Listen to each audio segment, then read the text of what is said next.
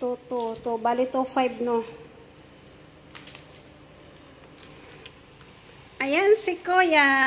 Kinuha na naman yung package ko. Pangatlong package ko na to. Ngayong taon na to. Dalawa sa amin naman yun. Sa Kalamba. Asan yung tracking number ito? Ito. Kanina to. Saan nyo? Ha? Ito sa Davao. Sa inyo rin yan? Sa nanay ko. Sa Davao. Yung isa naman sa Kalamba. Kalamba sa inyo. Ayan, ganyan siya guys. Oh. Ang hirap no? Oops. Padaos-os lang. Ganyan kahirap ang delivery boy. Oh. Kala nyo, no? Galing-galing, oh. Bilis. Mahirap ang paakyat. Wala namang magdala ng paakyat ng ganyan kabigat. Bakit kasi walang elevator dito sa bahay na to? Pagawa ka. Yeah. Ano ka?